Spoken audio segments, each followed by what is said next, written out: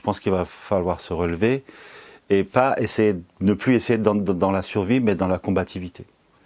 C'est-à-dire que la survie, il faut enlever le suffixe, il faut être dans la vie.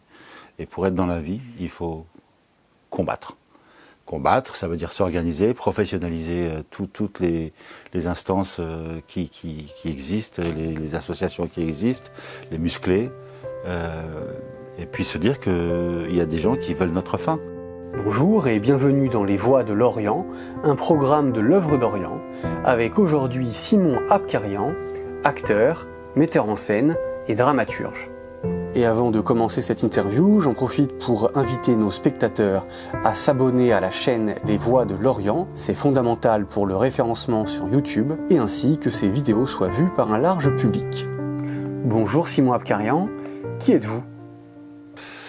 Je me pose la question encore maintenant. C'est une question à laquelle je m'efforce de répondre en me posant sans cesse la question. C'est pas important de trouver la réponse, mais de savoir. Oh, je suis un peu comme voilà, j'ai plusieurs identités en moi, j'ai plusieurs cultures en moi, je parle plusieurs langues. Et en fait, si on remonte l'histoire, j'aurais pas dû naître. Parce que mes grands-parents du côté paternel, ils sont de Garin, d'Erzurum en Turquie. Erzurum, la terre des chrétiens, quoi. Enfin, bon, bref. Et ma mère du côté maternel d'Iskenderun, d'Alexandrie, enfin à la frontière syrienne. C'est-à-dire que on va dire que mes grands-parents sont lorrains d'un côté et marseillais de l'autre. Ils sont pas censés se rencontrer dans les années 1900 parce que chacun se marie là où il est et là où elle est. Donc voilà, je suis un peu ça. C'est-à-dire que cette rencontre se fait par la force. Par la marche forcée des Arméniens qui sont tués dans le désert et des orphelins, enfin toute notre génération, la première génération, 80% des gens sont des orphelins qui ont du génocide de 1915. Donc je suis la troisième génération de cet événement qui a eu lieu en 1915, qui est toujours nié par les descendants de ceux qui l'ont commis, il faut le dire au passage. Et si vous voulez, je vis en France, la langue que je maîtrise le mieux c'est le français, mais si vous voulez, je peux pas dire c'est plus complexe que ça que de dire je suis 100% arménien, 100% français. C'est beaucoup plus complexe que ça. Je suis comme une pièce qui roule sur son tranchant et je suis condamné à ne pas tomber ni sur l'une face ni sur l'autre. En revanche, la pièce quand elle roule, elle est sonnante et trébuchante. Quel est votre lien à la terre arménienne ? D'abord, c'est la langue, c'est les récits, parce que ce qui a pu être sauvé en tant qu'écrit, ça a été écrit, mais c'est la langue, et c'est les récits de tous les survivants, et puis c'est aussi une terre fantasmée, c'est une Jérusalem fantasmée, de par, comme non pas le paradis à trouver, mais celui qui a été perdu, parce qu'on l'avait ce paradis, et on nous l'a ravi. Et on en a été chassé, non pas parce qu'on a désobéi à un ordre divin quel qu'il soit, c'est parce qu'il y a eu des conquérants qui sont venus et qui ont pris la terre, comme ça s'est passé plusieurs fois dans l'histoire de l'humanité. Et voilà, c'est ça, c'est aussi... Après, je pourrais en parler plus longuement, c'est quelque chose que je porte en moi, c'est des chants, moi je suis très, par exemple, on a fait les tragédies grecques au Théâtre du Soleil, je me suis senti tout de suite très familier, parce que le tragique c'est quelque chose, le tragique c'est pas le sentimental, hein, c'est autre chose, c'est pas du mélodrame, le tragique c'est quelque chose de profond et de vertigineux, et tellement ultra-humain, quoi. C'est-à-dire qu'on y plonge en apnée et on en ressort avec les poumons grosses comme une orange. C'est aussi un peu ça, être arménien, c'est être en apnée dans le monde et de temps en temps sortir la tête de l'eau et de respirer, parce que il faut vivre, il faut rire, il faut écrire, il faut aimer, il faut tomber amoureux, il faut. Quel est le sentiment dans la diaspora suite à la chute de l'Artsakh ? Pour tous les Arméniens du monde, quels qu'ils soient, d'où qu'ils viennent et où qu'ils vivent, pour eux, c'est la suite de 1915. C'est la suite logique. C'est-à-dire que nous savons qui sont, quelle est cette ivresse qu'ont les Turcs vis-à-vis du sang arménien, cette folie assassine qu'ils ont vis-à-vis de nous, et qu'on me dise pas que nous, si, quoi, que, c'est comme ça. S'il y a eu des massacres, c'est avéré, depuis les années 1800 jusqu'à maintenant en Artsakh, en passant par les massacres de Chouchi de 1920 et avant, quoi. C'est-à-dire que, puisqu'ils disent deux peuples, enfin un seul peuple, deux États, c'est un seul peuple et une même folie meurtrière vis-à-vis des Arméniens, quoi. Donc nous, on a pris un coup sur la tête. Et comme nous sommes une diaspora qui est un petit peu désuète dans son combat, dans sa combativité, qui est un petit peu, on dirait que parfois on sort des romans de Dostoïevski avec des bonnes intentions, comme ça des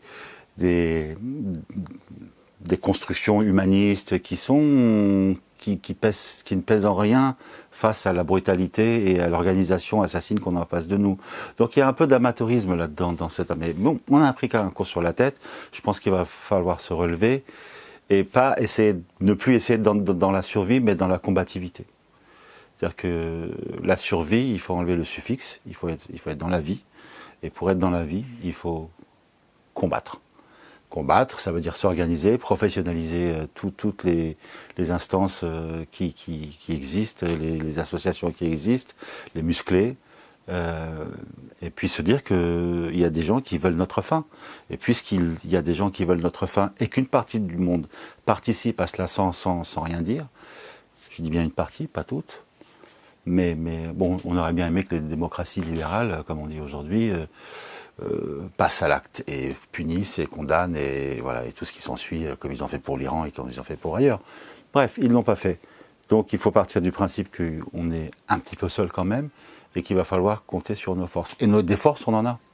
C'est-à-dire que si on considère la diaspora qui est dispersée dans le monde entier comme un empire avec toutes ses forces, toutes ses capacités financières, intellectuelles, artistiques, etc., nous pourrions faire face. Et comme ça, c'est pas encore le cas, nous n'arrivons pas à endiguer le flot des Turcs qui avancent sur nous, quoi. La chute de l'Artsakh a-t-elle redonné de l'énergie à la diaspora ? Je crois que la diaspora a besoin de se réveiller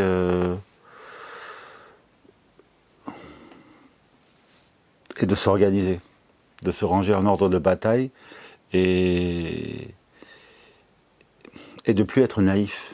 De plus dire honte à ceci, honte à l'Amérique, honte à l'Union européenne, honte à ça. On a compris. Ils n'ont pas honte en fait.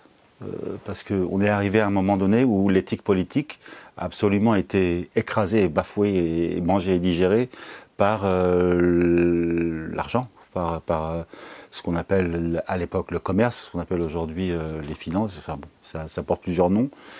Et partant de ce principe-là, sachant que l'éthique politique n'existe plus, ou bien qu'elle est à géométrie variable, comme Madame von der Leyen qui se jette littéralement dans les bras de Monsieur Aliyev et qui voit en lui un partenaire fiable, alors que le type, c'est un raciste, un autocrate, enfin tout ce qui représente le diable, enfin tout ce qu'on n'aime pas, ce qui nous fait barrage, ce qui fait barrage à notre idéal, à notre utopie, à notre vouloir, le fait de vivre ensemble, etc., chacun pratiquant ce qu'elle a envie de pratiquer dans l'harmonie, la paix et la concorde. Ben aujourd'hui, la paix, l'harmonie et la concorde sont trois gueux qui font la manche sur le bord du trottoir du monde, quoi. On en est là. Quel est le rôle de l'Arménie dans la région dans laquelle elle se trouve ? Son rôle, c'est de continuer à exister. Son rôle, c'est de continuer à exister. Et bien sûr que ça tend vers la démocratie, bien sûr que ça tend vers l'ouverture économique, bien sûr, il y a tout ça. Mais c'est pas seulement ça. Le rôle de l'Arménie, c'est de se reconstituer et de savoir, elle aussi, que c'est pas par l'extérieur que viendra la force, c'est par la reconstitution de ses forces, par l'éveil des consciences, par constituer un État stable, avoir une justice indépendante, avoir une armée forte, avoir des écoles qui vont, des institutions qui vont produire des hommes et des femmes qui vont mener le pays, qui vont le tenir debout. Parce que, comme vous savez, en Arménie comme ailleurs, c'est un petit peu une équipe qui vient et puis l'équipe d'avant part de partout, à tous les niveaux de l'État, et c'est les gens des autres qui arrivent, donc il faut tout recommencer. Et c'est pénible. Et nous ici, on a des fonctionnaires, même s'ils sont critiqués. Si on n'a pas les fonctionnaires, l'État tient pas. On le sait tous. Donc il n'y a pas cette conception du fonctionnariat pérenne et historique et presque sacré, parce qu'il y a un côté sacré, il y a une verticalité dans le fait de la République française, dans cette utopie-là. Et ça, il n'y a pas en Arménie. Et je pense qu'elle doit exister et rayonner. Et bon, c'est vrai, on peut se targuer de dire que c'est l'une des rares démocraties de la région, etc., etc. On n'a pas choisi nos voisins non plus. C'est eux qui sont venus il y a 10 siècles s'installer là où ils sont autour de nous. Je ne parle pas des Iraniens qui sont là depuis longtemps. Je parle des Turcs, de toute cette descente des Turcs vers l'Anatolie et le reste de l'Europe, jusqu'en Grèce, comme vous le savez, aux portes de l'Europe, où ils ont été stoppés à Vienne. Donc, et en Méditerranée, nous sommes là. Et ça se réduit en peau de chagrin. Donc, il va falloir à un moment donné se défendre. Et pour se défendre, il faut s'entraîner à le faire. Il faut vouloir le faire. Il faut se comporter comme des guerriers, quoi. Le monde du cinéma a-t-il conscience du drame que vit l'Arménie? Très peu. Très peu. Très peu. Très peu. Très peu. Oui, très peu. Au théâtre, les gens, dans le monde du théâtre, les gens sont un peu plus, on va dire, cultivés. Ils lisent, allez savoir pourquoi, mais au théâtre, ça lit plus, on parle plus de littérature et de poésie, et donc du monde. Mais le cinéma, le monde du cinéma n'échappe pas non plus dans le monde dans lequel il vit, c'est-à-dire à être en réaction par rapport à des événements qui nous frappent, qui frappent la porte de nos cœurs comme ça, et plutôt que de traiter ça comme des moments historiques, on le traite toujours en actualité, donc sans analyse, sans remise en perspective historique, sans remise en question, sans remise en perspective politique.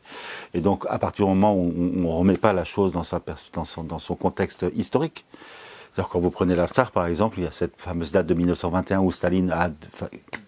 Et les gens ne le savent pas. Et ça, si vous ne le dites pas, le narratif de l'Azerbaïdjan reste de dire ce sont les frontières légitimes et souveraines de l'État d'Azerbaïdjan, sauf que les Arméniens sont là-bas depuis 2500 ans et les édifices religieux et civils en contestent.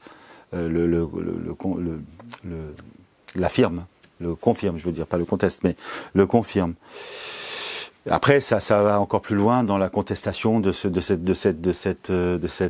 patrimoine qui consiste à dire non, c'est pas arménien, c'est albanais blanc. Donc eux, ils rentrent dans une espèce de schizophrénie artistique, ce que font aussi les Turcs en partie en ce qui concerne l'Anatolie. Donc ils ne veulent pas échapper de dire que ça c'est grec parce que c'est grec, parce que c'est un amphithéâtre gréco-romain.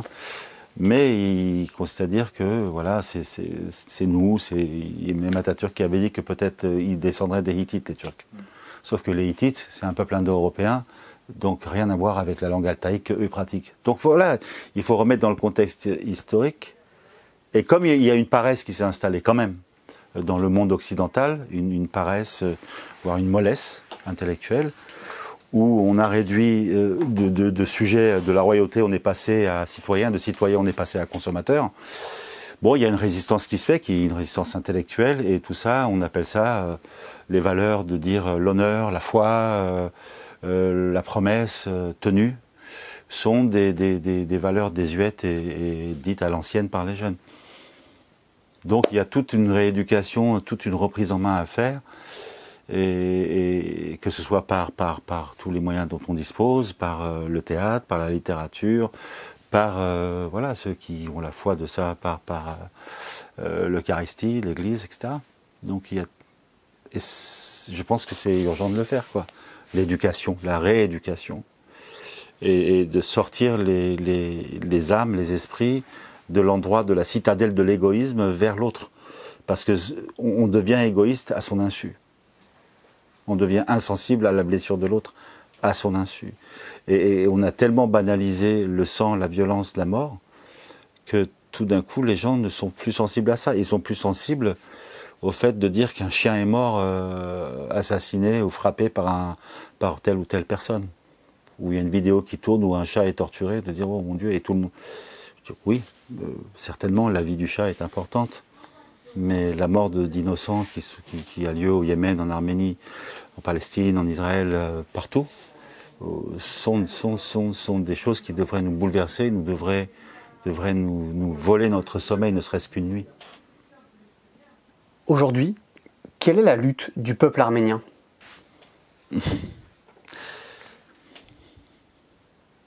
Pour lutter, il faut avoir la lucidité du constat de la blessure. Une fois qu'on a fait le constat de la blessure, il faut en dire l'origine. Une fois qu'on a fait le constat de qui nous inflige ces blessures, il nous faut nous trouver un remède pour le guérir. Et tout en guérissant, le constituer et en rempart contre cette barbarie. Et je pense que, je redis ce que j'avais dit au début, il faut retrouver l'endroit de la combativité. Et par exemple, Aliyev avait dit, après la chute de l'Artsakh, il avait dit, nous on a le pétrole, eux ils ont la diaspora. Sauf que son pétrole, il est raffiné et explosif. Nous ne sommes pas encore raffinés et explosifs. Nous ne sommes pas un corps qui fait corps, quoi, un corps qui fait force, un corps qui fait front, un corps uni.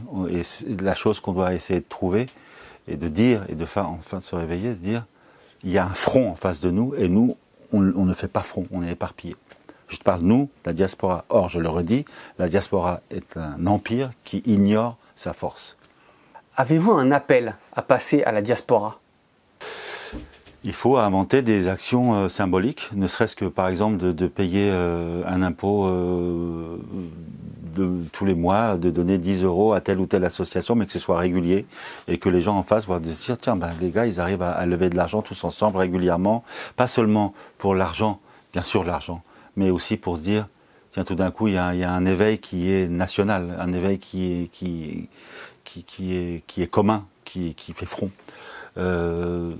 D'essayer de sortir du sentiment, de la plainte, je veux dire, bien sûr, c'est dégueulasse, machin, mais on a compris, et d'arriver à créer des élites. Bon, ça prend une génération, même une demi-génération, à créer des élites artistiques, politiques, intellectuelles, pour qu'ils puissent élever leur voix. Il n'y a pas beaucoup de gens en ce moment on est quelques-uns, mais enfin, je me mets dedans un peu prétentieusement, mais il y a quelques personnes qui sont des voix, qui portent.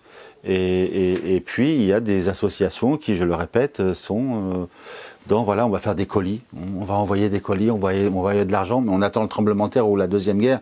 Or, il faut avoir un fonds de roulement d'argent qui puisse être prêt pour envoyer, par exemple, inventer une banque arménienne, j'en sais rien. Il y a beaucoup de choses à faire. Et trouver des alliances et se faire respecter. Si vous ne faites pas respecter, les gens ne vous considèrent pas ni vos amis, ni vos ennemis, et encore moins vos amis. Donc à un moment donné, il faut se faire respecter. Et pour se faire respecter, il faut avoir les moyens de le faire, c'est-à-dire la force de le faire, les armes de le faire. Les armes au sens propre et figuré du terme. Puisque nous vivons dans un monde qui est armé. Mon père, il disait, la définition du crétin, c'est quelqu'un qui s'entête à être honnête avec un malhonnête. Donc, à un moment donné, on va arrêter d'être...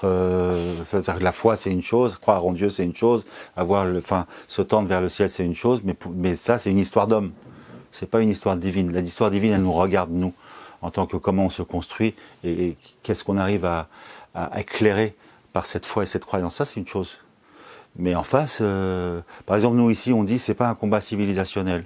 Nous, parce qu'on a eu le siècle de lumière, on a eu des philosophes qui ont fait que, en disant ceci, cela, sur Dieu existe ou pas, c'est des questions philosophiques intéressantes. Mais en face, ils se posent pas la question du civilisationnel. Ils sont dans la destruction de l'autre, d'un point de vue civilisationnel. Ils y sont. Donc il y a d'un côté, on dit oui, vous comprenez que peut-être que non. De l'autre côté, ils disent on va raser les églises, on va tuer, on va enlever toutes les traces de cette présence-là, parce que c'est pas seulement une conquête terrestre, territoriale, c'est aussi un désir d'effacer définitivement les premiers témoins, c'est-à-dire les êtres les premiers qui étaient là, et d'effacer et de faire que les témoins disparaissent définitivement. Quel est votre espoir pour l'Arménie? J'ai pas d'espoir. Ce mot-là, moi, je l'utilise plus. L'espoir, ça veut dire qu'on est déjà en train d'être vaincu. J'ai pas d'espoir. L'espoir, il trébuche sur son propre cadavre en ce moment. Il tombe sur lui-même, sur le champ de bataille. Moi, j'ai pas d'espoir. J'ai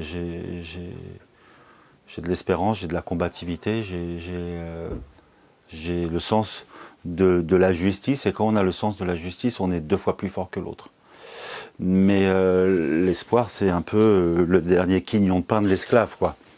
Et moi, mais je comprends quand vous dites ça, vous comprenez, et je fais un peu une digression sur le mot, mais c'est vrai que philosophiquement, je vais pas attendre qu'on me martyrise, quoi, qu'on me monte sur un objet et qu'on m'incartèle, et que mon dernier chant soit de dire où es-tu, Père. Je veux pas être là-dedans, c'est-à-dire que l'espoir, c'est une dépendance, c'est la dépendance du faible. Et moi, je veux qu'on soit dans l'espérance du fort, de l'être qui est debout. Et que s'il doit mourir, il le fera dans cette position-là. Et enfin, pour conclure, est-ce que vous avez un dernier mot? Oui. C'est pas fini.